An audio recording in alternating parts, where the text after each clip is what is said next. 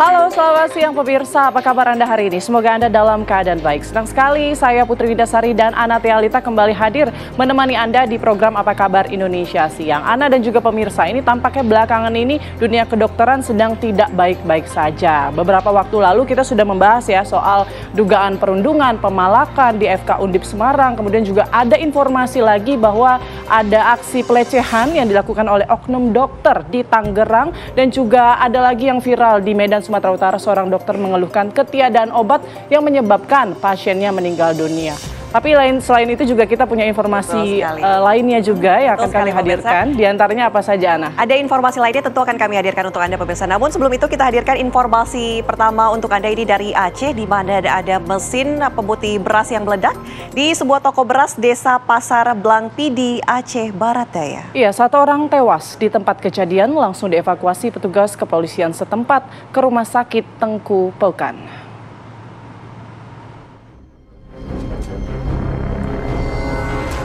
Warga desa Pasar Blang Pidi panik mendengar suara ledakan keras yang berasal dari toko beras. Warga panik masuk ke dalam toko yang menjadi sumber ledakan dan menemukan seorang korban tidak bernyawa dengan kondisi luka parah. Setelah dilakukan konfirmasi ke pemilik toko, korban yang meninggal bernama Sawardi, warga desa Gadang Blang Pidi yang berprofesi sebagai mekanik. Korban diduga tewas dalam ledakan tersebut saat sedang memperbaiki mesin pemutih beras. Jenazah korban langsung dievakuasi oleh pihak kepolisian ke Rumah Sakit Tengku Pelkan, Aceh Barat Daya.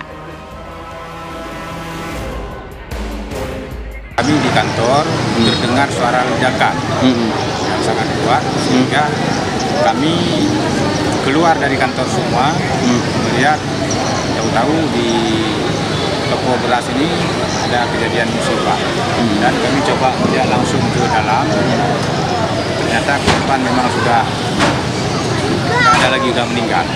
Itu yang meledak tadi apa aja? Mesin, katanya ada mesin di dalam. Untuk memastikan penyebab dari ledakan, pihak kepolisian Polres Aceh Barat Daya masih melakukan penyelidikan dan memeriksa sejumlah saksi. Dari Blang Pidi, Aceh Barat Daya, Aceh, Haidir Azhar, TV One mengabarkan.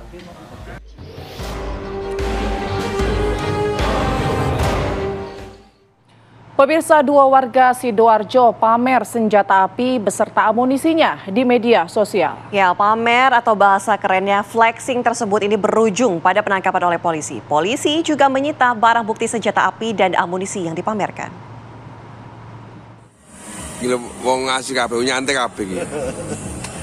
Mentang-mentang bisa beli senjata api, membuat dua orang dalam video ini sombong memamerkan senjata yang tak jelas izin kepemilikannya itu.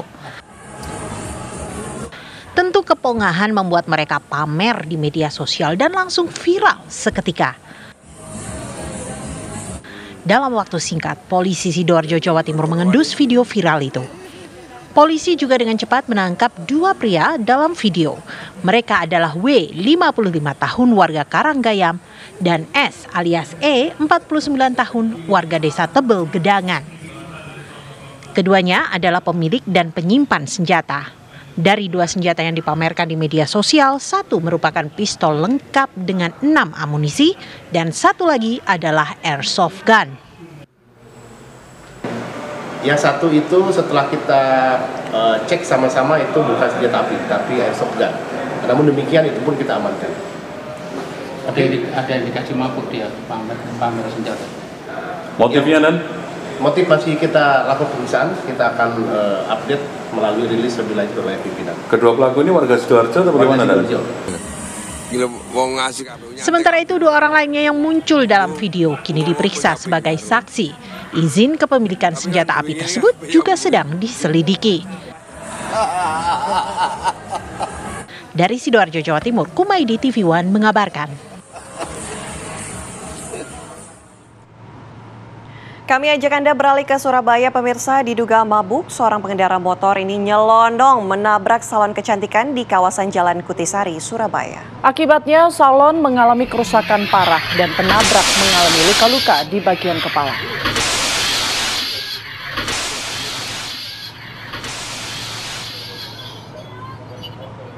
Inilah detik-detik seorang pengendara motor saat menabrak sebuah salon kecantikan di kawasan Jalan Kutisari, Surabaya yang terekam CCTV. Pemotor tampak melaju dengan kencang, menabrak dan masuk ke dalam salon hingga pintu kaca dan etalase salon rusak parah.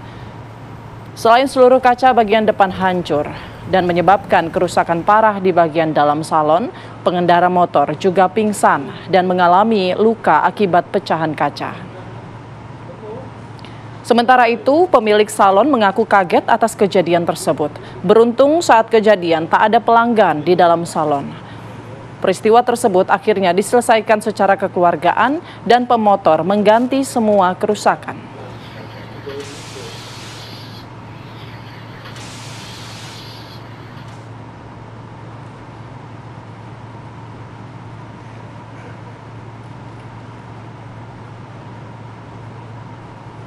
Seorang pria ditemukan meninggal dunia di halaman Puskesmas Woha, Kabupaten Bima, Nusa Tenggara Barat dan diduga meninggal usai ditelantarkan pihak puskesmas. Namun, pemerintah Kabupaten Bima menampik isu penelantaran tersebut.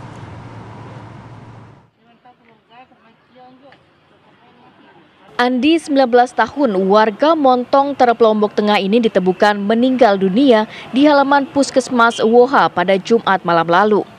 Berdasarkan keterangan dari Prokopim Setda Pemkab Bima, pasien sebelumnya mendapatkan perawatan di Puskesmas Woha beberapa hari. Namun petugas kesehatan terpaksa memindahkan Andi ke luar ruangan inap, lantaran pasien kerap membuat ulah sehingga mengganggu kenyamanan pasien lainnya. Namun pada Jumat malam saat petugas akan memeriksa, pasien sudah dalam kondisi tak sadarkan diri dan dinyatakan meninggal dunia. Saat ditemukan meninggal, pasien dalam posisi tertidur di samping gitarnya.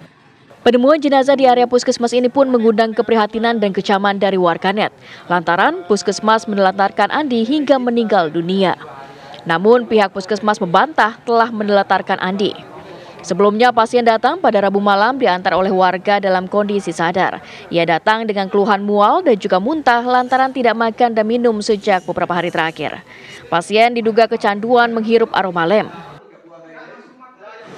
Yang bersangkutan itu warga desa Montong di Lombok Tengah yang indikasikan itu tidak dirawat dengan baik atau terlantar, tapi dari tim medis itu kami sudah melakukan klarifikasi, itu sudah dilakukan perawatan sejak Selasa, Rabu, dan Kamis. Yang bersangkutan itu menghisap lempox. Nah, karena yang bersangkutan ini bisa mengganggu pasien lain, maka disarankan untuk tidak dirawat dengan pasien lain karena mengganggu, misalnya sering teriak, sehingga disimpan di taman di luar. Saat ini jenazah Andi sudah dibawa ke keluarganya ke Lombok Tengah pada Senin kemarin untuk dimakamkan. Dengan adanya kejadian ini, pemerintah Kabupaten Bima menurunkan tim inspektorat untuk menyelidiki kasus tersebut. Dari Bima NTB, Eka Husni, TV One mengabarkan. Kita beralih ke informasi lainnya untuk Anda pemirsa. Ini seorang wanita Parubaya kedapatan mencopet di kawasan gedung olahraga di Makassar, Sulawesi Selatan. Pelaku pura-pura pingsan untuk menghindari amukan massa.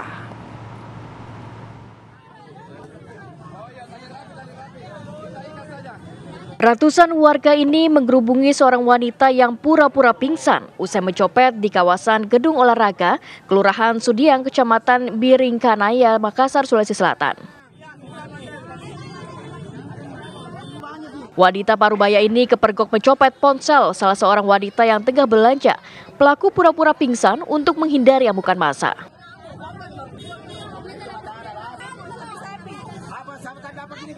Petugas Satpol PP yang berada di lokasi langsung membawa pelaku ke kantor polisi untuk pemeriksaan.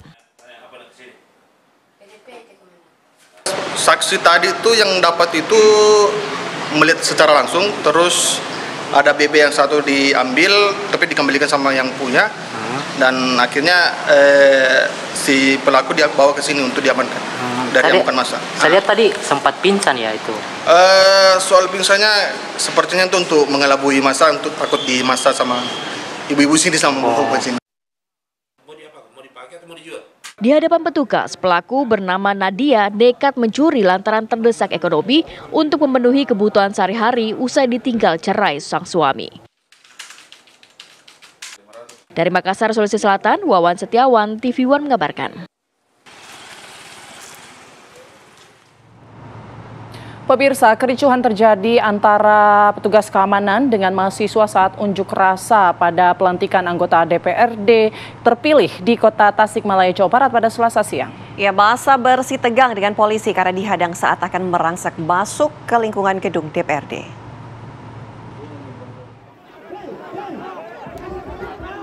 Pelantikan anggota DPRD Kota Tasikmalaya, Jawa Barat yang digelar di gedung DPRD Kota Tasikmalaya diwarnai kericuhan akibat aksi unjuk rasa oleh mahasiswa dari PMII dan HMI.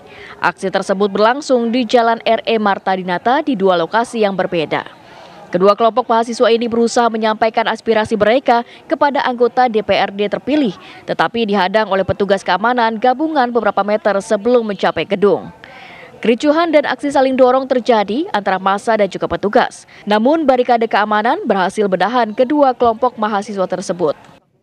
Setelah beberapa kali kericuhan, anggota DPRD terpilih akhirnya menemui para mahasiswa dan menyerap aspirasi mereka yang meliputi pemerataan pendidikan dan optimalisasi anggaran. Dan pelantikan anggota Dewan Kota Tasikmalaya dan juga ada penyampaian pendapat di muka umum oleh elemen mahasiswa, ada dua kelompok dan alhamdulillah untuk satu kelompok sudah selesai dan satu kelompok sedang dilakukan dialog dengan anggota dewan yang terpilih. Tadi sempat ada memanas dan mungkin bisa. Tadi itu adalah bagaimana keinginan daripada elemen mahasiswa yang ketemu dengan wakil rakyat. Setelah ditemui, jaga dialog, elemen mahasiswa itu sudah meningkatkan lokasi satu kelompok dan situasi berjalan kondusif. Selama aksi berlangsung, akses jalan RE Marta Dinata sempat ditutup sementara, namun masyarakat diberikan jalur alternatif untuk tetap beraktivitas. Dari Tasikmalaya, Jawa Barat, Deden Ahdani, TV One mengabarkan. Informasi selanjutnya untuk Anda, pemirsa, ini eksekusi sejumlah rumah warga di kawasan Rijali, Kecamatan Sirimau, Kota Ambon, Maluku berlangsung ricuh pada Selasa kemarin. Kericuhan terjadi lantaran pemilik rumah tak terima rumah mereka digusur oleh Pengadilan Negeri Kelas 1 Ambon.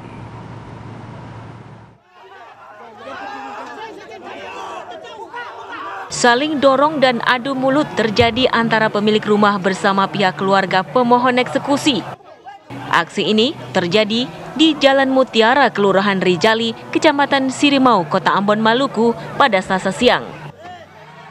Video memperlihatkan satu alat berat telah mengeksekusi pagar meski ada perlawanan dari pemilik rumah yang menjadi sengketa. Saat petugas panitera Pengadilan Negeri Kelas 1 Ambon membacakan surat putusan Pengadilan Negeri Kelas 1 Ambon, di hadapan keluarga termohon, mereka disiram dengan air dan dilempari batu. Namun petugas tetap membaca surat putusan tersebut. Sementara pihak keluarga yang mencoba menghalangi jalannya eksekusi diamankan oleh petugas. 3 rumah yang masuk dalam sengketa lahan kemudian digusur setelah aparat kepolisian mencoba menenangkan massa. Kuasa hukum dari pemohon eksekusi pemenang sengketa lahan mengatakan eksekusi berdasarkan tahapan peradilan mulai dari Pengadilan Negeri Kelas 1 Ambon, Pengadilan Tinggi, dan Mahkamah Agung dan telah inkrah. Proses peradilan PN tingkat 1, terus lanjut Pengadilan Tinggi, terus lanjut Mahkamah Agung, lanjut Pengadilan Kebalik. Putusan inkrah. Terus tahapan selanjutnya atas dasar dorongan atau permintaan dari klien prinsipal, kita ajukan permohonan eksekusi. Dan permohonan eksekusi itu sudah dipanggil para pihak ini admining sebanyak 2 kali. Ini apa, Pak? Kita punya sertifikat. Ya, proses hukum masih juga di pengadilan, tetapi proses lama yang mereka pakai untuk eksekusi kita. Ya, tahapan hukum untuk sampai di tingkat eksekusi pun belum berjalan normal. Proses amanin belum terjadi, tapi mereka memaksakan untuk starting untuk pencocokan lahan, setelah itu eksekusi. Punya surat wasiat yang mereka pakai tahun 2003 pakai mesin ketik, itu surat palsu diproses di Polda Metro sampai sekarang pun belum dilaksanakan dengan sesuai prosedur. 2 tahun Itu. Korban yang saya lapor yang membuat surat wasiat itu bernama Non Calonapati. Dipanggil sampai 2 kali. Sementara pemilik rumah mengatakan dalam eksekusi lahan ini tidak sesuai dengan tahapan putusan eksekusi pengosongan objek sengketa yang dilakukan pihak Pengadilan Negeri Kelas 1 Ambon. Mereka menempati dan membangun rumah di lahan tersebut sudah 60 tahun.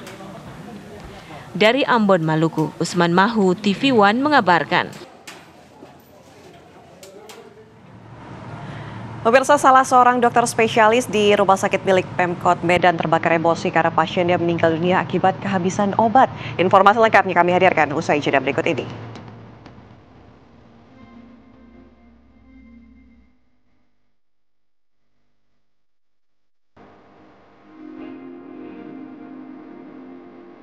Anda kembali di Apa Kabar Indonesia Siang. Pemirsa, menanggapi keluhan dokter RSUD Pirngadi yang viral di media sosial, Humas Rumah Sakit Umum Daerah Dr. Pirngadi Medan menyebut bahwa pasien yang meninggal tersebut masuk dalam kategori penyakit berat atau kronis, bukan lantaran ketiadaan obat. Innalillahi wa inna ilaihi raji'un. Ada pasien aku exit, meninggal dia. Tahu kenapa kalian? Karena nggak ada obat. Aku kadang-kadang pusing juga kalau lihat rumah sakit ini, ya kan? Tolonglah Pak Bobi, sebab Bapak maju apa ini, pilgub ini, tolong beresin rumah sakit ini. Aduh, pening kali kepala aku coba. Udah 2 pasien aku exit. Tuh. Bikin malu aja. Rumah sakit kayak gini masa nggak ada. Seorang dokter spesialis paru bernama Denny yang bertugas di Rumah Sakit Umum Daerah Dr. Pirngadi Kota Medan ini meluapkan kekesalannya terhadap kondisi Rumah Sakit Umum Daerah Dr. Pirngadi Medan. Dalam unggahannya di media sosial, dokter tersebut mengungkapkan bahwa seorang pasien yang ditanganinya meninggal dunia karena ketiadaan obat di Rumah Sakit Umum Daerah tersebut. Video yang beredar luas di media sosial dan menjadi sorotan warganet ini pun berisi kritikan yang tertuju kepada Wali Kota Medan, Bobi Nasution, yang saat ini tengah mencalonkan diri sebagai Gubernur Sumatera Utara. Sehingga Dr. Denny ini meminta agar permasalahan ini segera diperhatikan dan diselesaikan. Menanggapi hal tersebut, Kepala Tim Hukum dan Humas Rumah Sakit Umum Daerah Dr. Pirngadi Medan Gibson Girsang menyebutkan bahwa pihak manajemen rumah sakit telah menelusuri dan sudah membentuk tim sehingga dari hasil pemeriksaan bahwa pasien tersebut meninggal dunia bukan karena obat kosong, tetapi sudah mengidap penyakit keras atau kronis. Ia pun mengatakan bahwa pihak manajemen sebelumnya telah memesan obat sesuai dengan waktu yang tepat, namun terlambat saat pendistribusiannya. Nggak cukup ringgit nih. Ini story. Sebenarnya bukan penyebab kematiannya bukan karena obat kosong, ya mungkin ya itu yang bisa menjelaskan, bukan karena obat kosong. Nah, jadi ini akan ditelusuri terus. Dilakukan untuk pemeriksaan kembali ya dari kami tim supaya mendapatkan penyelesaian solusi yang lebih baik. Jadi kami bukan karena instansi ini pemerintah, kami bukan mau membela diri. Ya. Terhadap dokter spesialis paru yang sudah memviralkan keluhannya tentang ketersediaan obat di rumah sakit itu, kini telah diperiksa secara internal. Dari Medan, Sumatera Utara, Bahana Situmorang, Doni Admiral, TV One mengabarkan. Bobi, sebab Bapak maju apa ini, pilgub ini, tolong beresin rumah sakit. Pemirsa, kita akan menanyakan secara langsung bagaimana cerita sebenarnya terkait dengan keluhan dokter di RSUD Pirngadi. Sudah ada rekan kami Dofri Afandi yang akan mengabarkannya langsung untuk Anda. Selamat siang Dofri, silakan laporan Anda. Ya, selamat siang Ana, Tialita dan juga pemirsa. Memang sempat viral di media sosial TikTok ini seorang dokter spesialis paru yang dikenal dengan nama Dr. Denny yang merupakan seorang TikToker ini mengunggah curhatannya karena adanya pasien yang ia rawat meninggal dunia setelah disebutkan ketidaktersediaannya obat sehingga ini menyebabkan sang pasien sulit untuk berobat dan berujung pada meninggal dunia. Ia pun menyayangkan kasus ini dan sempat menyinggung Wali Kota Medan Bobi Nasution yang saat ini tengah mencalonkan sebagai Gubernur Sumatera Utara untuk menyelesaikan permasalahan kekurangan obat yang sering terjadi di Rumah Sakit Umum Daerah Pirngadi Medan ini. Lantas video ini pun viral dan mengunggah beragam komentar dari para netizen maupun warga yang bahkan membenarkan kondisi tersebut. Dan saya dapat berkesempatan pemirsa saat ini langsung berbincang dengan Dr. Muhammad Ramadhani Suroso, dokter spesialis paru di Rumah Sakit Umum Daerah Peringadi Medan. Selamat siang, dokter. Ya, selamat siang. Apa kabar, dok? Sehat ya? Ya, sehat, alhamdulillah. Baik, dokter, ini kan sudah menjadi isu nasional ya, dok, ya, viral nih video curhatan dokter di TikTok. Mungkin bisa diceritakan awalnya kronologis dari kejadian ini seperti apa sih, dok? Oke, baik. Terima kasih. Jadi sebelumnya saya minta maaf. Tadinya saya tidak ada niat sama sekali untuk sampai ini viral postingan ini karena memang saya juga minta maaf kepada pihak rumah sakit maupun pemerintah setempat. Jadi awal sekali itu hari Sabtu, saya seperti biasa membimbing koas, bawa ke rumah sakit, bimbing mereka ke pasien. Nah tiba-tiba saya mendengar kabar bahwasannya ada pasien yang meninggal. Akhirnya jadi emosional ya mungkin ya. Akhirnya emosional, saya bikin postingan di TikTok, ternyata jadi viral. Okay. Baik. Dokter, saat itu memang kondisi pasien seperti apa, dok? Apakah memang sudah parah begitu atau memang ini murni karena sulit saat itu untuk mendapatkan obat sehingga tidak mendapatkan pertolongan pertama begitu, dok? Oke. Jadi ini pasien sebenarnya ada 2 orang. Yang pertama dia kasusnya adalah TB paru kronis ditambah infeksi sekunder dan kemudian kanker paru. Kanker paru ditambah dia PPOK exacerbasi akut. Jadi kebetulan kedua pasien ini mengalami eksaserbasi, artinya dia mengalami sesak napas yang berat.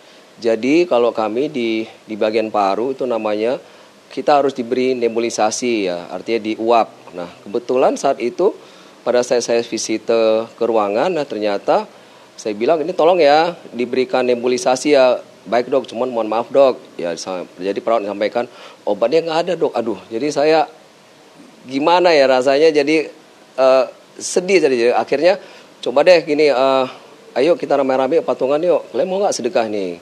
Jadi saya bilang sama dokter-dokter muda yaitu koas, mau dok kalau kami yang sedekah yang mau lah. Akhirnya kami kumpulkan rame-rame uang, kemudian kami beli obat tersebut dan kami serahkan ke perawat. Baik dok. Nah jadi setelah dilakukan patungan begitu ya dok ya dengan para dokter koas sehingga untuk membeli obat tersebut. Namun pada akhirnya apakah pasien tersebut yang meninggal dunia dok atau pasien lainnya? Ya kebetulan ya obat yang kami beli itu sempat dipakai sama pasien untuk karena itu kan satu box itu isinya 10. Jadi sempat terpakai 1 respul, akhirnya saya dapat kabar malamnya meninggal dunia. Jadi ya kegelisahan saya itulah akibat tidak ada ketersediaan obat di rumah sakit. Baik dokter, nah setelah video ini viral ya dok ya, mengundang perhatian unsur pemerintah daerah dan berbagai pihak. Katanya dokter sempat diperiksa secara internal, mungkin bisa dijelaskan dok mengenai ini, apakah memang ada begitu ya, meminta keterangan akan hal ini? Baik, memang ada saya diundang untuk audit medik, ya situ saya jelaskan secara rinci bagaimana kronologis pasien-pasien ini, apa penyebabnya. Jadi memang saya juga tidak menyalahkan siapapun, baik Bapak Direktur maupun jajarannya. Mungkin saja nih saya beranggapan mungkin ada kendala dari distribusi obat. Karena yang saya dengar kabar bahwasannya Senin sore itu masuklah 2 cold diesel yang isinya obat. Ya, saya cukup senang, juga saya apresiasi kepada Bapak Wali Kota Medan yang langsung sigap dan tanggap dalam hal ini. Baik, terima kasih dokter atas klarifikasinya kepada TV One atas kejadian ini. Semoga tidak ada kasus yang sama terjadi lagi ya dokter ya. Kalau bisa tidak ada lagi kasus yang sama di Indonesia. Baik dokter. Nah itu dari pemirsa seperti apa keterangan dari dokter Denny yang menyatakan bahwa saat ini sudah didistribusikan sebanyak 2 cold diesel obat untuk penyakit paru setelah viralnya video dari dokter Denny pada Minggu dan pada Senin sorenya obat tersebut pun langsung tiba. Di mana pihak rumah sakit pun sebenarnya sempat memberikan klarifikasi bahwa bukan murni akibat ketiadaan obat, namun karena memang kondisi si pasien yang cukup parah. Dan dikatakan memang mereka mengakui bahwa ada keterlambatan dalam pendistribusian obat. Demikian. Baik, terima kasih Nofri Afandi mengabarkan langsung dari Medan, Sumatera Utara. Ya pemirsa, kami harus jeda terlebih dahulu. Usai jeda Apa Kabar Indonesia Siang Bahas, saya akan memberikan informasi lainnya untuk Anda. Sesaat lagi.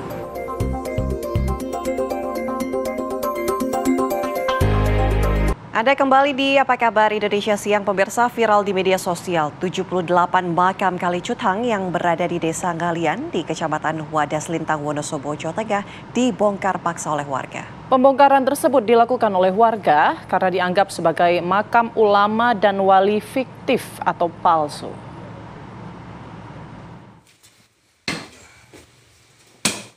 Inilah video viral di media sosial yang memperlihatkan detik-detik saat warga desa Ngalian, Kecamatan Wadas Lintang, Wonosobo, Jawa Tengah, bersama para tokoh masyarakat membongkar makam ulama dan wali yang diduga fiktif atau palsu. Pembongkaran tersebut pun dilakukan lantaran banyaknya laporan dari warga sekitar bahwa ke-78 makam ulama dan wali yang berada dalam satu komplek tersebut palsu dan tidak dapat dibuktikan keabsahannya dan pembuktiannya secara ilmiah. Menurut salah satu tim pembongkar makam Kalicutang, untuk melakukan pembuktian, diterjunkan tim untuk melakukan serangkaian penelusuran fakta-fakta yang ada. Namun, tim tidak menemukan bukti pendukung bahwa dalam wilayah tersebut pernah tinggal atau dijadikan sebagai makam ulama. Menurut keterangan salah satu tim pembongkar makam, awalnya makam tersebut merupakan sebuah lahan kosong milik desa pada tahun 2022 lalu. Penemuan puluhan makam ini hanya berdasarkan informasi dari beberapa tokoh masyarakat melalui pendekatan spiritual tanpa didukung oleh kajian ilmiah dan bukti kesejarahan yang ada di sekitar lokasi. Awal mula dari laporan masyarakat bersama mantan kepala desa yang dulu bahwa tanah tersebut bekas kolam ikan untuk penunjang stunting. Kemudian pada tahun 2022 waktu sudah berganti kades menjadi makam wali katanya. Tetapi beriringan berjalannya waktu, kita ada data, kita ada dokumen-dokumen, ternyata makam tersebut abal-abal dan sudah terbukti di Sekda waktu itu tahun 2022. Usai melakukan konsultasi dengan instansi terkait dan para ahli sejarah, warga bersama Koramil setempat serta tim penelusuran menyatakan bahwa 78 nisan yang berada di komplek pemakaman Kalicutang diakui sebagai makam palsu para ulama dan wali. Lokasi tersebut pun dihancurkan dan ditutup agar masyarakat tidak kembali datang ke makam palsu tersebut untuk berziarah. Dari Wonosobo, Jawa Tengah, Ronaldo Bramantyo, TV One mengabarkan.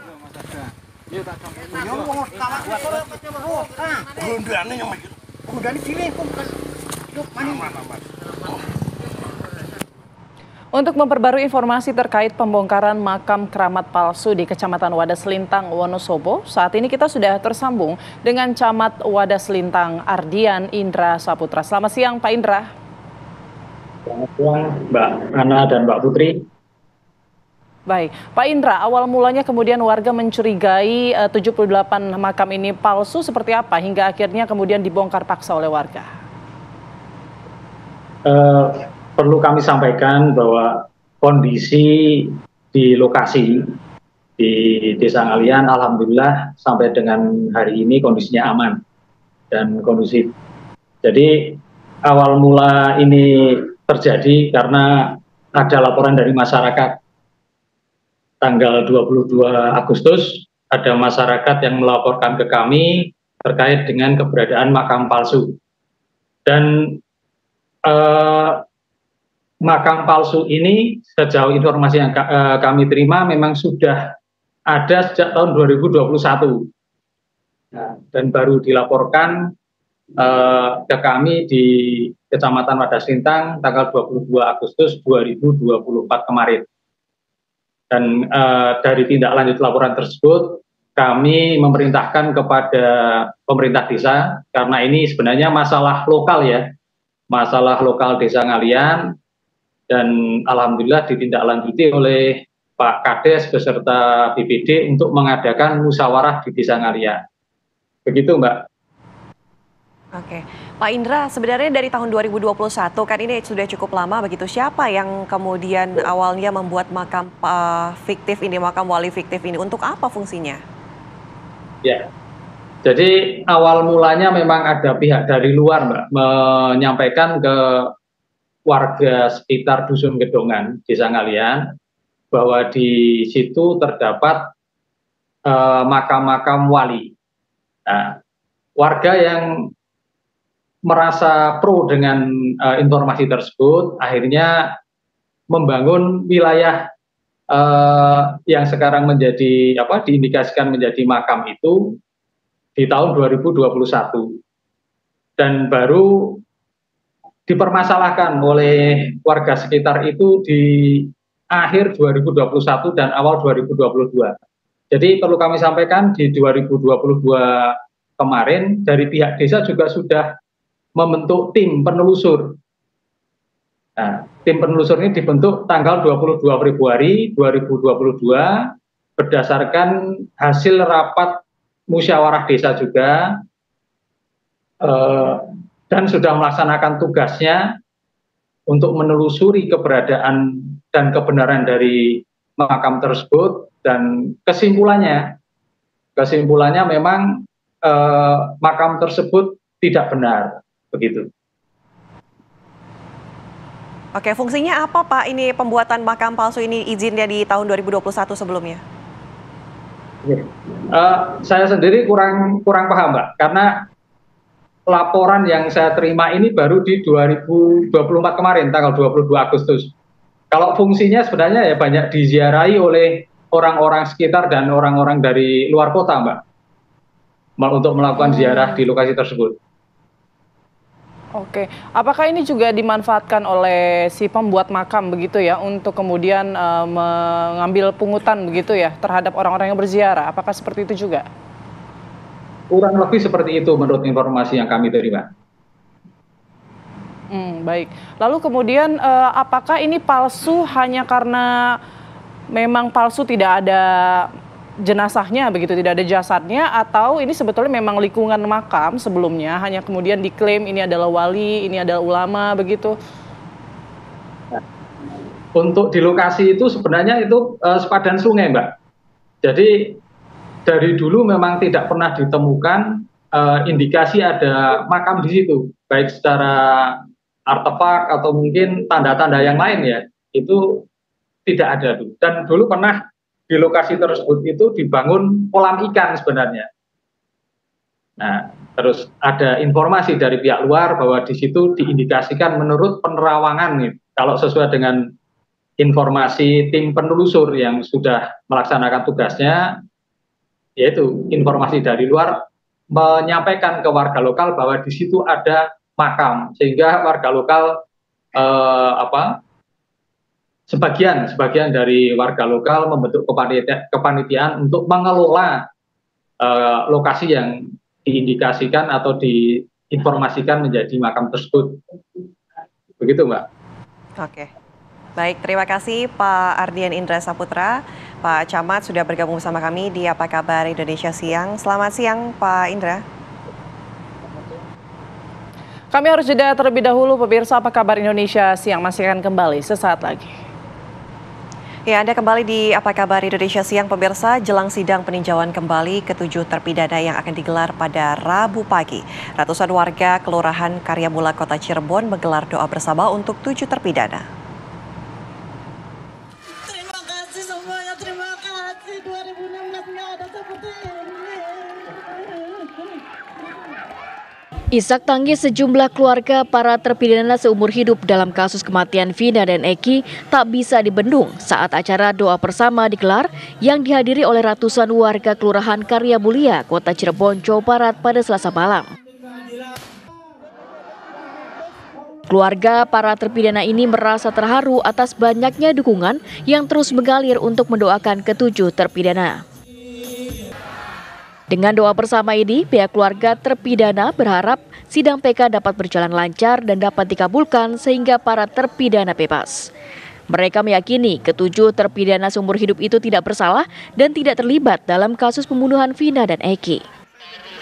Sebelum ke acara selanjutnya lancar ya, dan tidak ada halangan dan semua bisa hadir. Yaitu ada sendiri pengennya digabung apa gimana? Ya, untuk Sudirman saya pengen bergabung sama yang 6 itu ya, jadi 7 dan mudah-mudahan itu bisa digabungin. Itu Doa bersama ini digelar oleh para pemuda yang juga merupakan teman-teman dari para terpidana. Doa bersama juga dihadiri oleh para kuasa hukum ke-7 terpidana, diantaranya Oto Hasibuan. Kita lihat bagaimana perjuangan mereka, Pak. Yang 7 orang yang tidak bersalah harus dihukum seumur hidup. Itu yang tidak bisa kita biarkan. Itu sebabnya semua kita tim dari Perhimpunan Advokat Indonesia dari Peradi datang ke sini semua untuk melakukan pembelaan.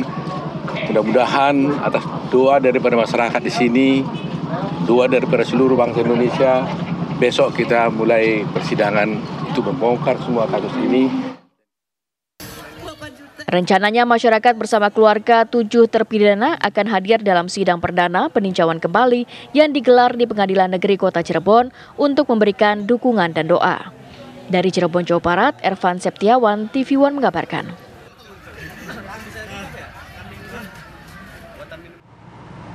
Enam terpidana kasus kematian Vina dan Eki menjalani sidang peninjauan kembali di Pengadilan Negeri Cirebon, Jawa Barat pada Rabu pagi.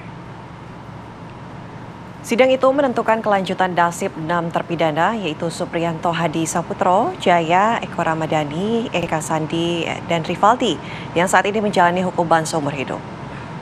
Sebelum sidang dimulai, hakim meminta pihak kuasa hukum untuk mengkonfirmasi kehadiran para saksi yang dihadirkan, termasuk bukti-bukti yang diajukan.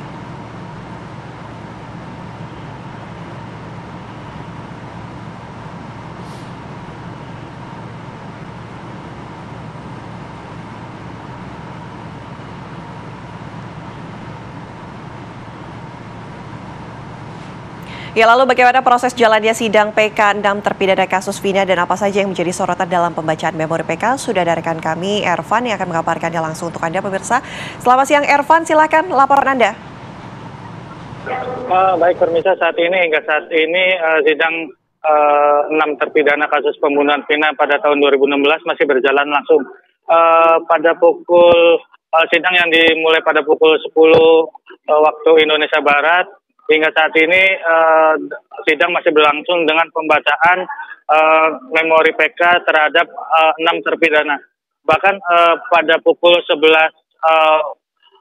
waktu Indonesia Barat tadi, sidang sempat di skor karena melihat dari hakim melihat ada pasal terkait prostitusi. Namun pihak dari persidangan rencananya tadi siang pada pukul 11 akan melakukan sidang tertutup, namun keputusan tersebut diralat oleh pihak hakim, yakni saat ini sidang masih berlangsung secara terbuka.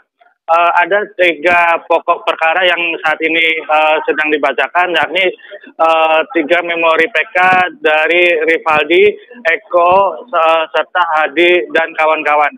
Selain itu, selain dihadiri pada saat sidang saat ini yang masih berlangsung di Pengadilan Negeri sendiri juga dihadiri oleh para keluarga dari 6 terpidana yang sejak tadi pagi telah menunggu untuk melihat jalannya persidangan. Hingga saat ini terlihat di layar kaca Anda saat ini tim kuasa hukum dari yang dipimpin oleh Otto Hasibuan masih membacakan novum memori PK terhadap 6 terpidana.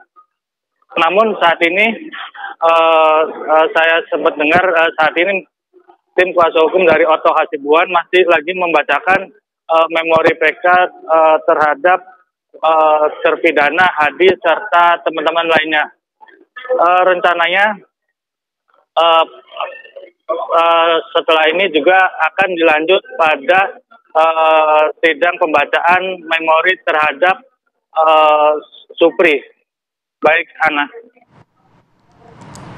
Baik, Ervan. Lalu setelah kemudian sidang hari ini, agenda selanjutnya, sidang selanjutnya seperti apa? Menurut informasi dari kuasa hukum, rencananya pada sidang selanjutnya akan dihadirkan oleh sejumlah saksi. Namun hingga saat ini kami dari awak media belum mendapatkan apakah jumlah saksi fakta yang akan dihadirkan saat ini belum dijawab oleh pihak kuasa hukum. Namun menurut informasi dari tadi pagi oleh pihak kuasa hukum 6 terpidana bahwa rencananya pihak kuasa hukum dari 6 terpidana yang dipimpin oleh Otto Hasibuan rencananya akan menghadirkan sebanyak 49 saksi fakta dan saksi ahli. Namun hingga saat ini kami belum mendapatkan nama-nama saksi ahli dan saksi fakta yang akan dihadirkan pada sidang selanjutnya. Sementara itu pada sidang 6 terpidana ini juga para terpidana yakni Rivaldi Hadi Eko Jaya Supri juga dihadirkan pada persidangan pada siang hari ini yang saat ini masih berlangsung. Baik, Ana. Baik, terima kasih laporan langsung Ervan Septiawan dari Cirebon, Jawa Barat. Selamat bertugas kembali. Pemirsa, pemimpin tertinggi Gereja Katolik sedunia, Paus Fransiskus bertemu dengan Presiden Joko Widodo di Istana Negara. Kami akan hadirkan informasinya sesaat lagi. Pemirsa, dua bocah Irfan Wail dan Mary Lourdes Wicaksono Atmojo ini berkesempatan menjadi pembawa buket bunga untuk menyambut kedatangan Paus Fransiskus saat tiba di Indonesia. Hal ini tentu menjadi kebanggaan tersendiri bagi kedua bocah yang dapat cindera mata berupa rosario dari Paus Fransiskus.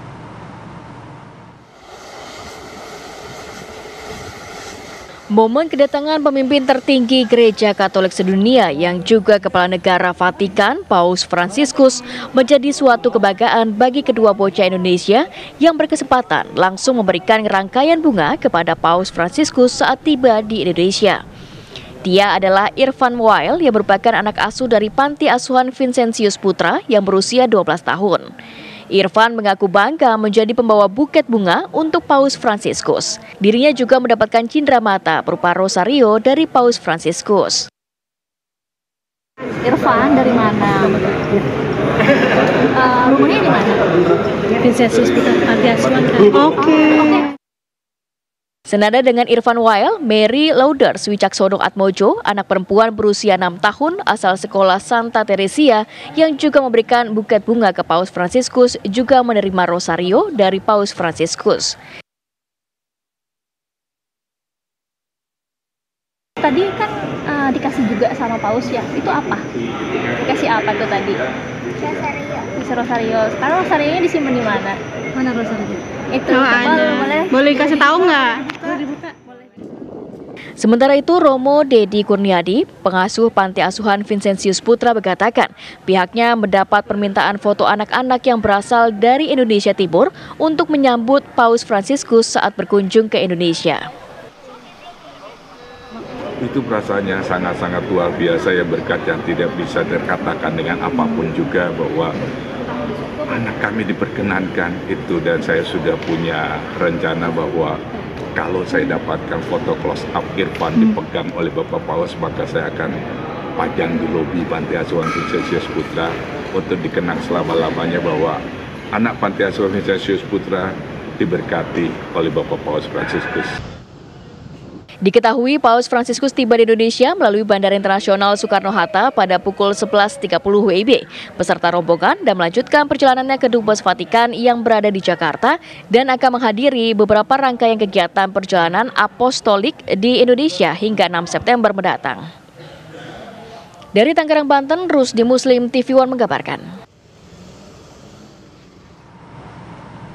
Pemimpin tertinggi Gereja Katolik sedunia, Paus Fransiskus, bertemu dengan Presiden Joko Widodo di Istana Negara.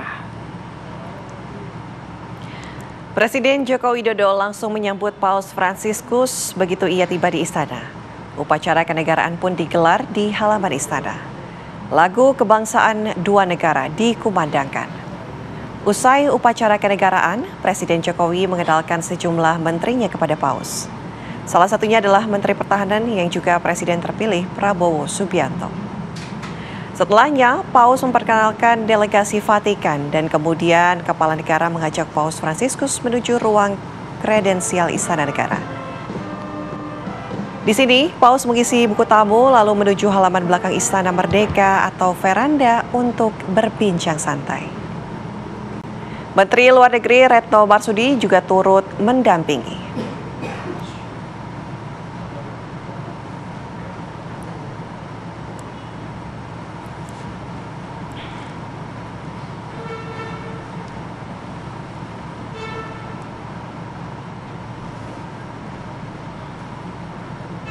Untuk memperbarui informasi terkait kunjungan Paus Fransiskus di Indonesia hari ini, ada rekan kami Margareta Novita yang akan mengabarkannya. Selamat siang, Margareta. Apa saja agenda Paus Fransiskus pada hari ini?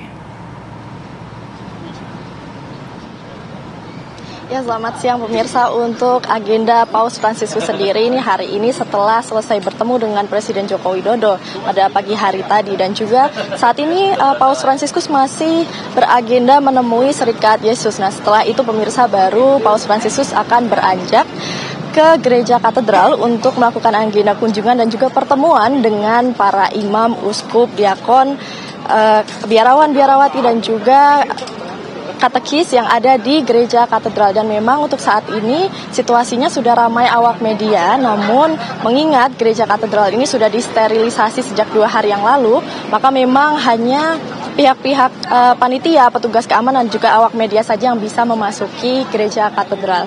Dan untuk siang ini tadi kami masih menunggu kedatangan dari Paus Fransiskus karena tadi rencananya informasinya akan datang sekitar pukul 3 sore. Namun untuk acara di katedral sendiri ini pemirsa sudah dijadwalkan bahwa Paus Fransiskus akan mengunjungi Gereja Katedral pada pukul 16.30. Namun dari pihak Gereja Katedral sendiri akan melaksanakan kegiatan dari pukul 14.30 waktu Indonesia Barat, di mana ini merupakan screening tamu undangan yang akan hadir mengikuti ibadah sore hari sebelum nantinya Paus Fransiskus berkunjung ke sini. Nah, informasi yang kami dapatkan ada sekitar 1.200 uskup, imam, diakon dan juga biarawan, biarawati, katekis, seminaris yang akan hadir di Gereja Katedral pada sore hari ini. Dan untuk persiapannya sendiri ini pemirsa, sebetulnya pihak katedral sudah mempersiapkan beberapa persiapan yang telah dilakukan kurang lebih beberapa bulan terakhir ini, dan dari pantauan tim kami sejak kemarin ada beberapa persiapan yang mencolok ini pemirsa, yakni salah satunya adanya papan bertuliskan "Selamat datang Paus Fransiskus" dengan gambar paus yang dihiasi kanan kirinya ini dengan motif wayang dan juga batik. Ini menunjukkan keindahan juga keberagaman budaya di Indonesia. Selain itu juga ada instalasi karya seni berjudul Hati Indonesia. Ini berisikan fragmen-fragmen dari 1.500 peserta yang berisikan barang-barang pribadi yang ini melambangkan keragaman dan juga Bhinneka Tunggal Ika. Nah, nantinya Paus Fransiskus setelah melakukan pidato dialog di dalam Gereja Katedral akan mengunjungi langsung instalasi karya seni tersebut untuk memberikan langsung benda atau barang pribadinya ke instalasi karya seni Hati Indonesia. Nah, selain itu juga pemirsa, untuk pengamanannya ini sejak tadi pagi kami sudah memantau bahwa sudah diperketat, dan juga tadi pagi kami sempat melihat adanya apel dari Pas Pampres yang memang akan mengamankan jalannya kegiatan Paus Fransiskus pada hari ini. Dan tadi kami melihat di setiap pintu Gereja Katedral sudah dijaga oleh petugas keamanan, dan juga kami melihat adanya pengamanan yang cukup ketat juga di dalam gereja, karena kami pun selaku media hanya bisa ditempatkan di beberapa titik, sehingga memang kami tidak bebas untuk mengambil gambar ataupun bertemu di luar titik-titik yang sudah disediakan oleh panitia. Nah pemirsa, untuk agendanya Paus Fransiskus sendiri ini nanti akan datang sekitar pukul 16.30, kemudian juga melakukan dialog dengan para uskup, imam, diakon, dan katekis ataupun seminaris yang ada di Gereja Katedral. Juga nantinya akan melakukan pemberkatan di gereja. Nah, pemirsa, selain itu informasi yang bisa kami sampaikan juga ada pengamanan yang dilakukan oleh tim gabungan TNI dan Polri, yakni menerjunkan sekitar 700 personel gabungan TNI Polri untuk mengamankan jalannya agenda Paus Fransiskus pada hari ini. Nah, nantinya agenda akan berjalan sekitar pukul 16.30 tadi pemirsa. Kemudian dilakukannya dialog, pemberkatan, lalu nanti sebelum agenda berakhir juga akan berkunjung ke instalasi seni yang Hati Indonesia, lalu diakhiri dengan Paus Fransiskus menemui kaum muda Scholas Occurrentes di Gera Pemuda pada pukul 15 waktu Indonesia Barat. Untuk sementara kami masih menunggu kedatangan Paus dan akan terus mengupdate kepada Anda. Demikian. Terima kasih Laporan langsung Margareta Novita terkait dengan kunjungan Paus Fransiskus di Indonesia. Selamat bertugas kembali, Margaret. Pemirsa, kami harus jeda terlebih dahulu. Informasi menarik lainnya masih akan kami hadirkan sesaat lagi. Terima kasih masih bersama kami di Apa Kabar Indonesia Siang, pemirsa. Pam Jaya bersama dengan TV One melakukan penandatanganan nota kesepahaman atau kerjasama TV One dengan Pam Jaya. Ya, MOU ini berfokus pada publikasi dan sosialisasi proyek sistem penyediaan air minum.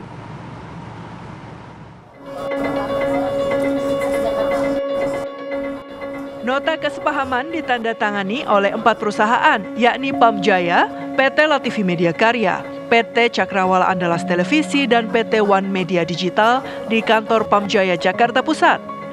Direktur Utama Pam Jaya Arif Nasruddin berharap dengan adanya kerjasama ini, informasi penting mengenai persebaran air bersih di Jakarta dapat dengan mudah tersampaikan. Ditonton beritanya tuh sama masyarakat. Nah, mungkin salah satunya juga sosialisasinya ini yang harus disampaikan. Gitu. Makanya kami meminta dari Korkom, Pak Gatra gitu, segera melakukan mendigesting apa aja yang bisa kita kerjasamakan. Mungkin dari MOU ini nanti turun beberapa program yang memang ini nggak one shot program gitu ya. Mungkin bisa menjadi long term program, gimana pola sosialisasinya ke masyarakat. Selain itu juga mungkin ada media-media dari FIFA Group, Antv atau kemudian yang lainnya yang bisa kemudian masuk. Kemarin kalau nggak salah ada channel anak-anak juga ya.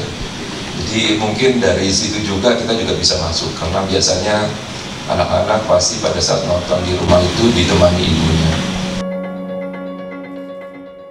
Direktur Pemberitaan FIFA Group, Lalumara Satria Wangsa menegaskan akan menjaga dan menjalin kerjasama yang baik dengan Pam Jaya, serta melaksanakan hal-hal yang bertujuan membantu masyarakat dan memajukan Jakarta. Dari Pam Jaya untuk Jakarta, sukses Jakarta untuk Indonesia. Sebelum kami dari Grup FIFA hanya bisa menyampaikan singkat, menyampaikan terima kasih ya sebetulnya atas sambutan, atas respon dari rekan FIFA, dan juga kita salam untuk Pak Gubernur, Pak Heru Budi. Terima kasih atas asistensinya kepada tim kami. Pak, saya kira itu yang juga kami sampaikan. Selebihnya kami dari Grup FIFA akan melaksanakan apa yang menjadi komitmen kami, baik yang tertera dalam naskah perjanjian maupun tidak, karena kewajiban kami akan mendukung seluruh kebijakan-kebijakan yang menyangkut orang banyak. Karena tidak ada yang kesepakatan, tapi yang tertera maupun yang tidak tertera kami akan mendukung, karena ini menyangkut kepentingan orang banyak, kepentingan publik, dan kami berharap Pam Jaya, Pak Amin, dan seluruh jajarannya bisa terus tumbuh dan berkembang dan bisa melayani seluruh masyarakat Jakarta. Tentu tantangan berat karena masalah air ini masalah yang sangat strategis.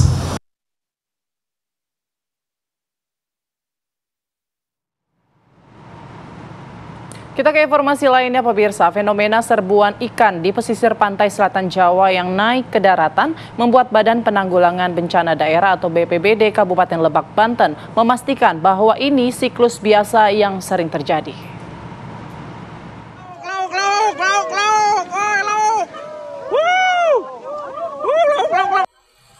Viral ikan laut naik ke daratan di pantai Pulau Manuk, Desa Dharmasari, Kecamatan Baya, Kabupaten Lebak, Banten, membuat warga heboh berebut untuk menangkap ribuan ikan kecil tersebut.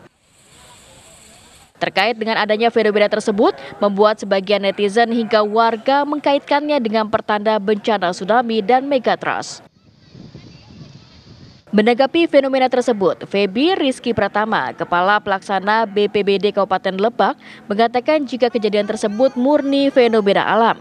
Fenomena ikan berterbangan ke daratan dipengaruhi perbedaan oksigen dan suhu air.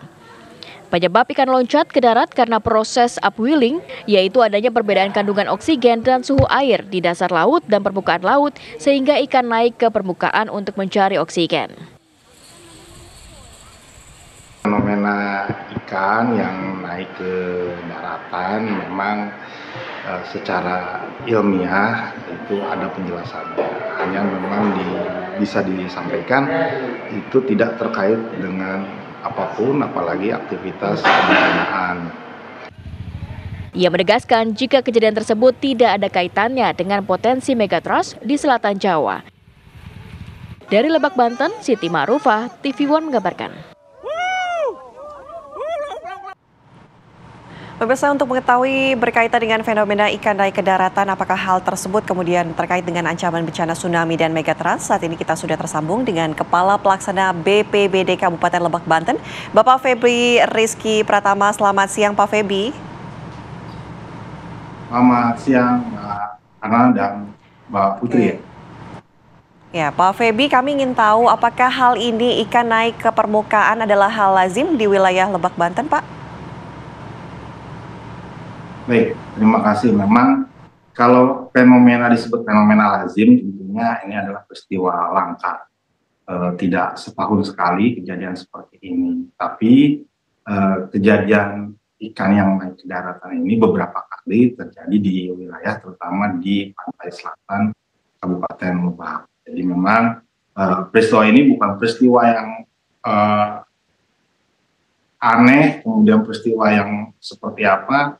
Ini peristiwa yang memang cukup lazim bagi wilayah di selatan Kabupaten Lebak. Pak Febri, tapi apa sebenarnya yang menyebabkan kemudian ikan-ikan itu kemudian naik gitu ke daratan?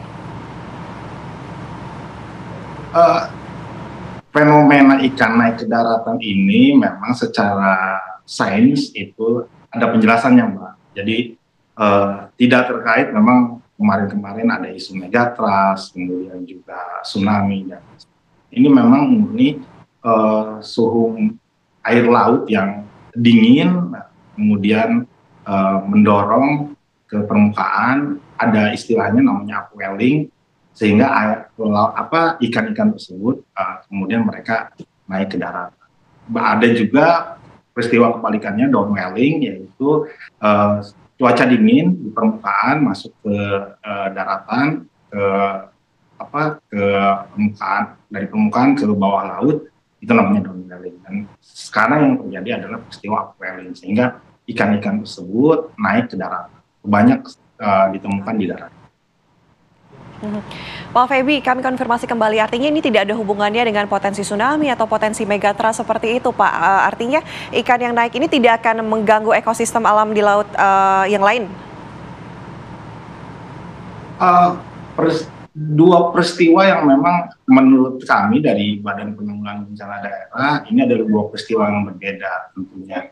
Kalau megatrust tentunya sudah dipetakan oleh teman-teman dari BMKG, kemudian juga pusat gempa, bahwa peristiwa tsunami, apalagi tsunami itu pasti dipicu oleh gempa, baik itu gempa di daratan, di lautan, atau juga peristiwa vulkanik, atau misalnya adanya peristiwa vulkanik yang ada di dasar laut. Tapi ini kan tidak ada peristiwa apapun, Mbak. Jadi tidak ada gempa, tidak ada peristiwa vulkanik di dasar laut. Sehingga kita bisa memastikan dan kita menyampaikan kepada masyarakat bahwa ini tidak terkait apapun, apalagi dengan hal-hal yang berkaitan dengan kegempaan dan tsunami seperti itu. Ini memang murni peristiwa alam, di mana fenomena ini juga tidak hanya terjadi di Kabupaten Lebak tentunya. Kita juga membaca di beberapa berita juga di sepanjang pantai selatan Pulau Jawa ini juga peristiwa ini terjadi. Baik, terima kasih banyak informasinya Bapak Febri Rizky Pratama, Kepala Pelaksana BPBD Kabupaten Lebak, Banten. Selamat siang, sehat selalu Pak Febri. Ya, dan pemirsa, kami harus jeda terlebih dahulu. Saya jeda, Ana dan Putri masih akan hadir menemani Anda sesaat lagi. Ya, Anda masih di Apa Kabar Indonesia Siang, pemirsa. Pelaku pelecehan seksual yang dilakukan oknum dokter terhadap pasien di Klinik Medika Utama, Kecamatan Ciledug, Kota Tangerang, Banten, telah ditetapkan sebagai tersangka dan langsung dilakukan penahanan.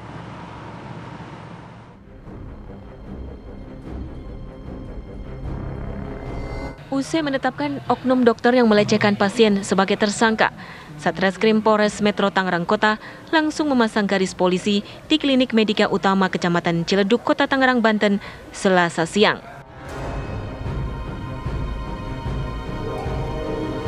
Langkah ini dilakukan untuk memastikan klinik tersebut di bawah pengawasan polisi guna kepentingan penyelidikan lebih lanjut. Sejumlah barang bukti sudah diamankan, mulai dari alat kesehatan, bukti visum, hingga sertifikat izin praktek yang tak sesuai peruntukannya. Di mana izin praktek klinik tersebut merupakan izin untuk perawat, namun digunakan untuk dokter umum.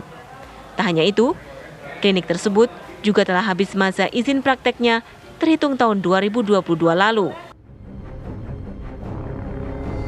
Dari hasil gelar perkara dan barang bukti, pelaku ditetapkan sebagai tersangka dan langsung dilakukan penahanan. Dari video viral ya, yang ada di medsos terkait tindakan kekerasan seksual terhadap seorang perempuan yang viral di media sosial. Kemudian dari hasil pemeriksaan bahwa untuk Klinik Medika Utama bahwa izin prakteknya ya sudah mati sejak tahun 2022 dan pelaku dia hanya seorang perawat, bukan seorang dokter ya, dan pelaku hanya mempunyai izin praktek sebagai perawat atau nakes.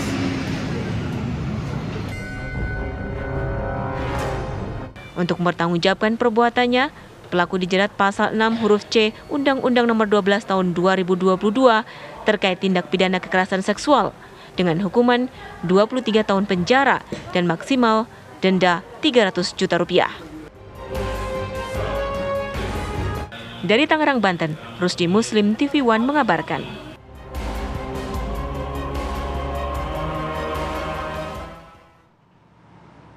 Pelaku pelecehan seksual yang dilakukan oknum dokter kepada pasien dan sudah tertangkap. Kita akan perbarui informasinya. Sudah bergabung bersama kita Kombes Pol Zain Dwi Nugroho, Kapolres Metro Tangerang. Selamat siang, Pak Kapolres.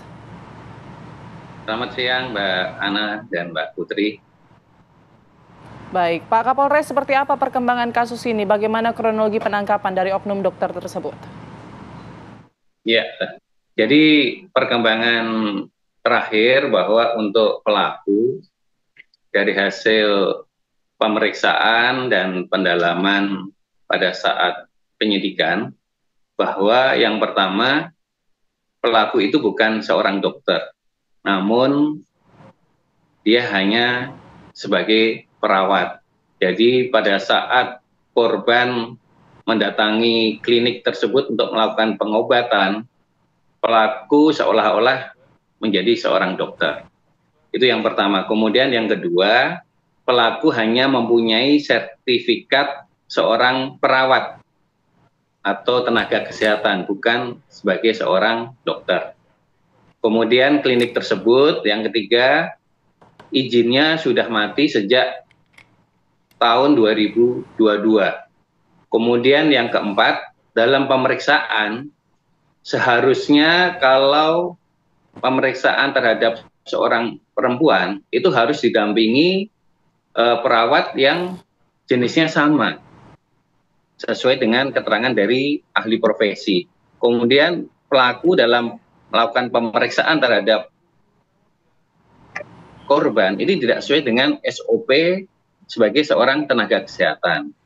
Sehingga dari fakta-fakta tersebut kita lakukan gelar perkara, pelaku kita naikkan statusnya dari saksi menjadi tersangka dan kita lakukan penahanan terhadap pelaku tersebut.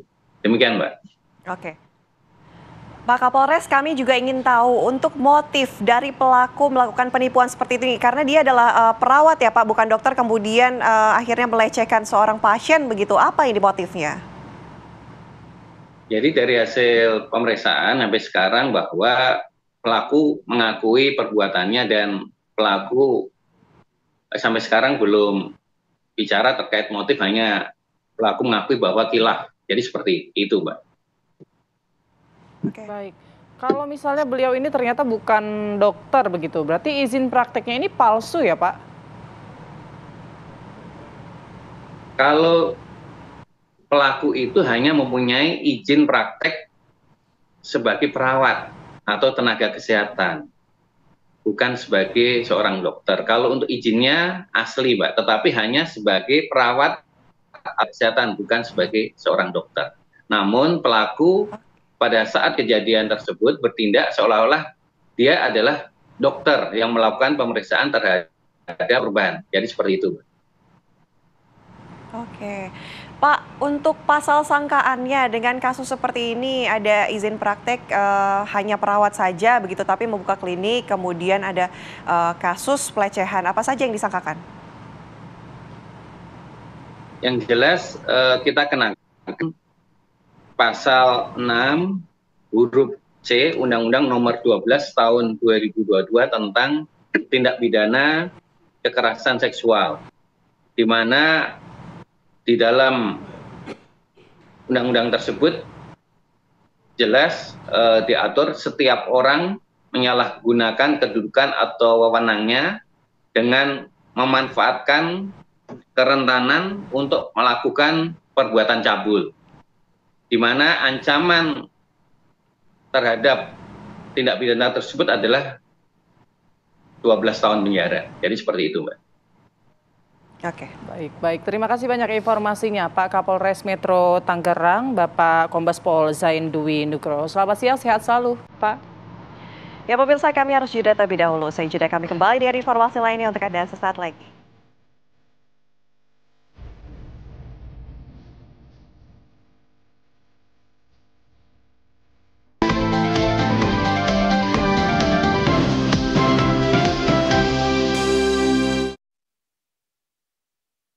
Bangga bertanah air Indonesia. Alamnya kaya pegunungan vulkanik, anugerah sumber mata air terbaik dengan mineral alami. Sebagai air mineral asli Indonesia, Le Mineral bangga bisa mendukung anak bangsa. Bersama kita raih prestasi terbaik demi tanah air tercinta, Indonesia. Le Mineral, asli milik Indonesia untuk kebaikan Indonesia. Buat mereka yang suka rasa gurih, ini dia yang pas. Baru, Bango Hitam Gurih. Lebih hitam, gurih nikmat, berani rasanya. Gurihnya lebih berasa. Mau nambah lagi?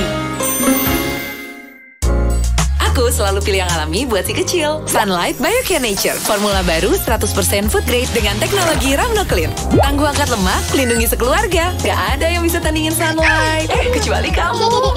Sunlight Biocare Nature. Pusing, kejar setoran. Yang penting kerja halal. Fresh Care dong, halal. Capek kena PHP? Pilih yang pasti-pasti aja. Fresh Care. Pasti aromanya, pasti fresh hangatnya. Fresh Care, hangatnya selalu bikin fresh. Inovasi baru dari Hotin. Hotin Go. Oles, go. Roll on, go. Pijat, go. Nggak sentuh langsung, nggak bikin tangan panas. Hotin Go. Hotnya in, langsung go. Apakah Anda sering merasakan nyeri di bagian leher dan pinggang? Sudah melakukan berbagai cara seperti pijat, koyo, dan minum berbagai obat namun belum berhasil? Waspadalah, penyakit syaraf terjepit mengintai Anda. Setelah sukses dengan Dr. Pillow generasi pertama, kini telah hadir generasi terbaru Dr. Pillow. Bantal terapi pinggang dan leher yang mengadopsi teknologi elektronik pemanas mutakhir, menggunakan prinsip pelepasan energi panas dari batu turmalin. Dr. Pillow dilengkapi dengan 72 lempengan batu turmalin yang dapat memproduksi ion negatif, yang berfungsi untuk mengurai asam laktat berlebih di dalam tubuh.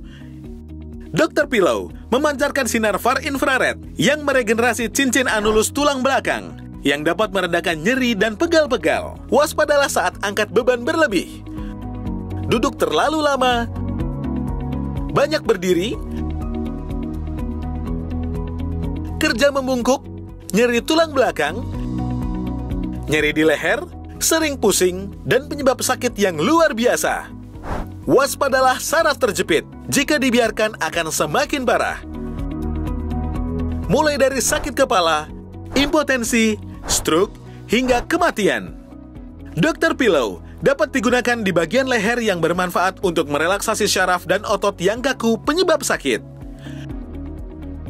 Di bagian pinggang bermanfaat untuk mencegah sakit pinggang dan membantu penyembuhan saraf kejepit. Di bagian betis bermanfaat untuk membantu merelaksasikan syaraf dan otot kaku akibat olahraga dan aktivitas yang berlebihan. Di telapak kaki bermanfaat untuk membantu memijat titik-titik refleksi dengan sinar infrared jauh. Dr. Pillow memiliki pengaturan suhu yang dapat disesuaikan sehingga nyaman saat Anda gunakan. Dr. Pillow generasi terbaru memiliki tambahan ketinggian dan kenyamanan pengguna.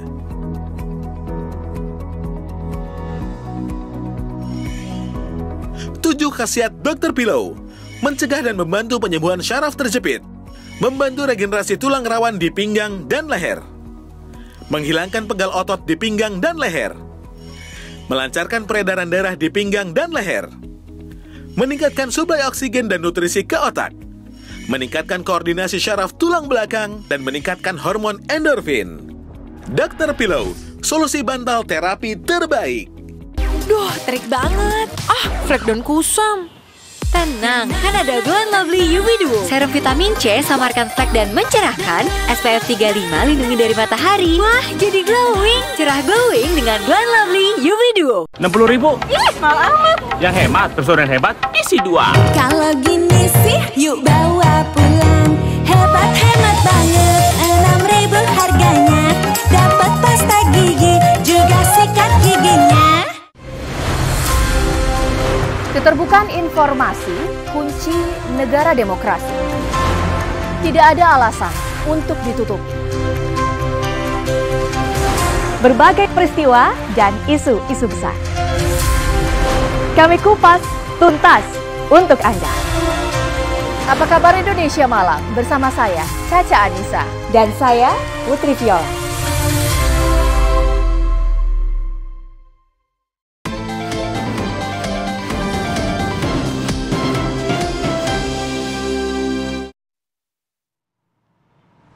Masih di Apa Kabar Indonesia Siang pemirsa, pasangan suami istri menjadi korban penyiraman air keras ketika berboncengan sepeda motor di Jalan Nusa Indah, Duri Kosambi, Cengkareng, Jakarta Barat. Dari rekaman kamera pengawas nampak sepasang suami istri yang tengah berboncengan dan diikuti dua orang yang juga berboncengan mengendarai sepeda motor. Sesaat kemudian, kedua pelaku menghadang korban dan langsung menyiramkan cairan berupa air keras. Usai menyiramkan air keras, kedua pelaku melarikan diri dengan memutar balik kendaraannya. Korban yang mengalami luka bakar merintih dan meminta pertolongan. Warga di sekitar TKP langsung menolong dengan menyiramkan air ke tubuh korban. Saat ini kasus penyiraman air keras tersebut tengah ditangani kepolisian sektor Cengkareng, Jakarta Barat.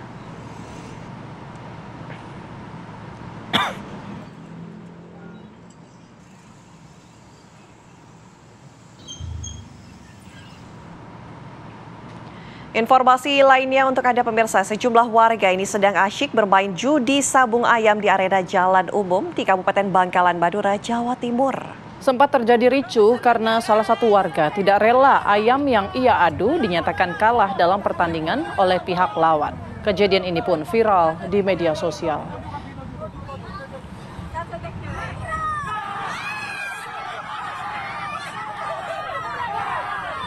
Inilah aksi sekelompok warga diketahui sedang asik mengambil sejumlah uang kepada warga lainnya guna dibuat taruhan jadi sabung ayam. Sementara dua orang warga nampak memegang dua ayam jantan untuk dipersiapkan dalam adu atau pertandingan judi sabung ayam di arena jalan umum di wilayah Bangkalan, Madura, Jawa Timur. Dua ayam jantan kemudian diadu dengan disaksikan sejumlah penonton yang pegang senjata tajam celurit di pinggir area sabung ayam. Di tengah pertandingan, kedua kelompok sempat terjadi ricuh. Hal ini lantaran salah satu ayam warga yang diadu tidak rela dinyatakan kalah dalam pertandingan oleh pihak lawan. Video aksi permainan sabung ayam ini kemudian viral di media sosial. Terkait kebenaran video tersebut, petugas kepolisian melakukan penyelidikan termasuk lokasi pagelaran arena judi sabung ayam.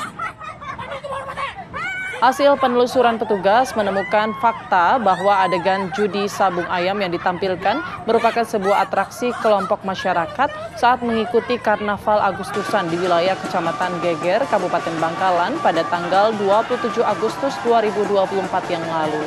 Petugas juga memastikan adegan sabung ayam dan celurit yang dipegang warga merupakan sebuah senjata mainan yang terbuat dari bambu.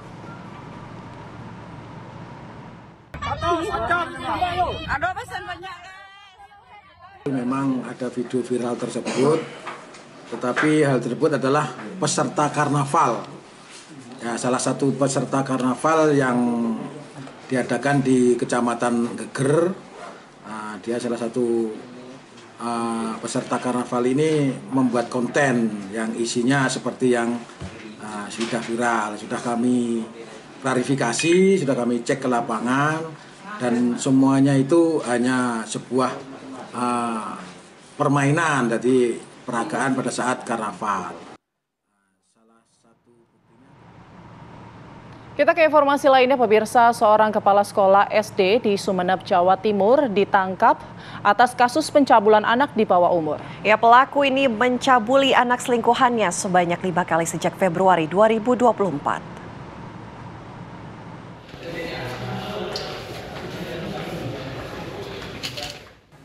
Inilah J, pelaku pencabulan anak di bawah umur di Sumeneb, Madura, Jawa Timur. J berprofesi sebagai kepala sekolah dasar, ditangkap polisi di rumahnya. Korban T merupakan anak yang masih berusia 13 tahun. Ironisnya, aksi pencabulan terhadap T atas restu ibu dari korban.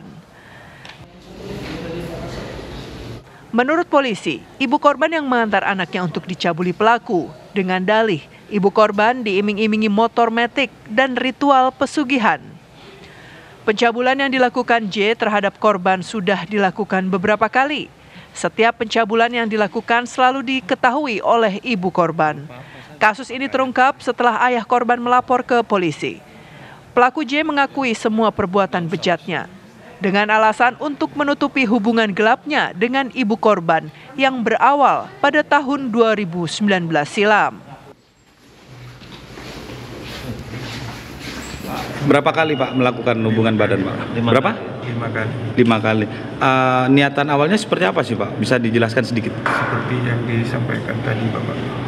Memang untuk memenuhi hasrat Bapak gitu Pak ya? Untuk agar tidak diketahui perselingkuhan kami dengan saudara ibunya ya Pak ya? Iya.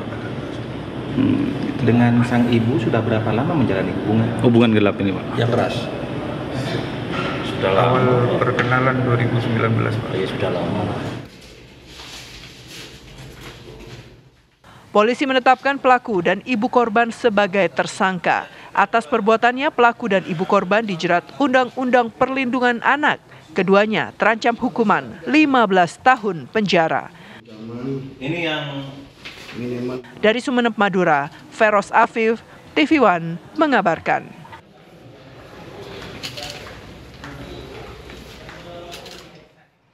Kita beralih ke Palembang, pemirsa, di mana ada Puskesmas 4 Ulu Kota Palembang ini menemukan seorang warga suspek Mpox. Dan untuk mencegah penularan, pasien telah diberikan obat dan dikarantina selama 2 minggu.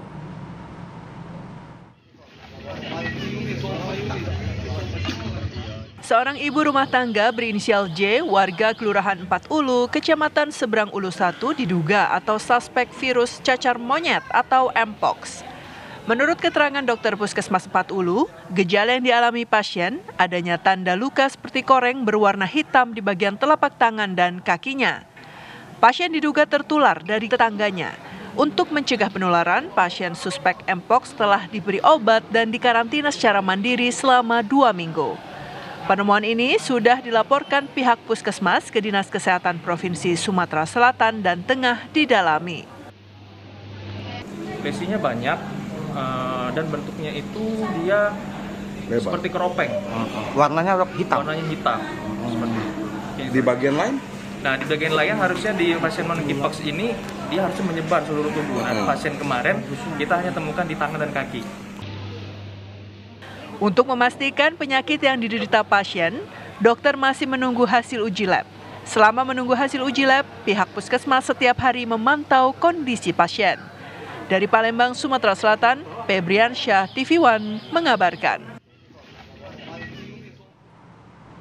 Protes akibat jalan rusak tak kunjung diperbaiki, warga Neglasari nekat menanami pohon pisang dan pohon hanjuang di jalan berlubang sepanjang 5 km. Akses jalan tersebut kerap berdebu dan jika hujan turun, jalan licin, tidak sedikit pengendara motor dan juga mobil yang mengalami kecelakaan.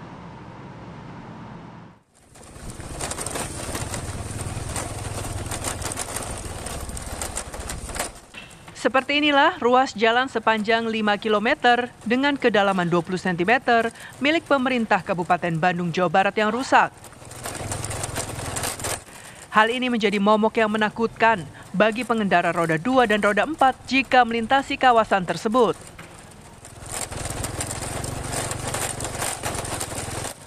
Tidak sedikit warga mengalami sesak nafas karena debu dari jalan jika musim kemarau. Bahkan jika turun hujan, pengendara kerap terjatuh dan mengalami kecelakaan hingga patah tulang.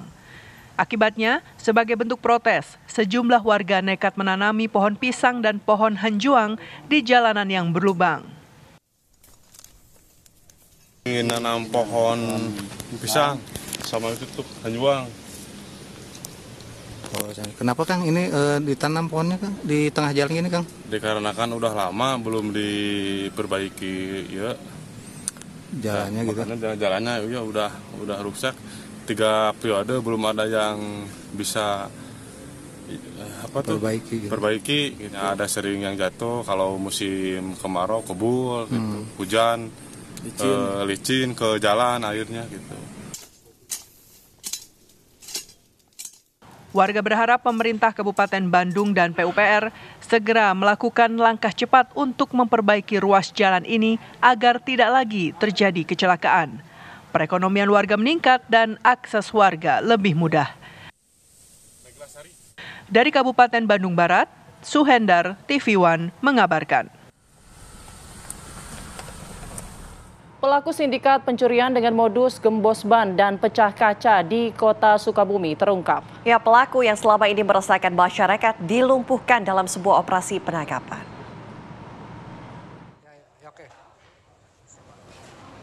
Para pelaku gembos ban dan pecah kaca yang sering meresahkan warga masyarakat Sukabumi ini ditangkap Satuan Reskrim Polres Sukabumi Kota di beberapa kota seperti di Lampung dan di Serang. Penangkapan dramatis ini membuat pihak kepolisian melakukan upaya tindakan terukur dengan menembak para pelaku di bagian kaki karena melawan saat penangkapan. Kasus ini bermula saat korban akan melakukan penyetoran uang hasil penjualan usaha. Usai mengambil uang, mobil tersebut kempes dan seketika uang senilai 550 juta rupiah hilang dari dalam mobil. Modus pelaku membuat kendaraan tidak bisa berjalan dengan lancar. Lalu ketika korban lengah dan keluar dari mobil untuk memeriksa kondisi, para pelaku dengan cepat memecahkan kaca dan mengambil barang berharga yang ada di dalam kendaraan tersebut. Hari Minggu tanggal 1 September 2024 sekitar jam 2 dini hari, Satreskrim Polres Sukabumi Kota telah mengamankan 3 orang pelaku pencurian spesialis gembos ban dan pecah kaca. Saat penangkapan, ketiga pelaku melakukan perlawanan dan berusaha melarikan diri. Kemudian dilakukan tindakan tegas terukur. Akibat perbuatan ini, para pelaku dikenakan pasal berlapis, yaitu 363 KUHP tentang pencurian pemberatan dengan ancaman hukuman 7 tahun penjara dan pasal 365 KUHP tentang pencurian dengan kekerasan ancaman pidana 12 tahun penjara. Dari Sukabumi, Jawa Barat, Rizky Gustana, TV One mengabarkan. Pemirsa, informasi dari Jawa Barat tadi sekaligus menjadi penutup jumpa kita di Apa Kabar Indonesia Siang. Saya Ana Tealita. Dan saya Putri Windasari, pamit undur diri. Terima kasih atas kebersamaan Anda. Sampai jumpa.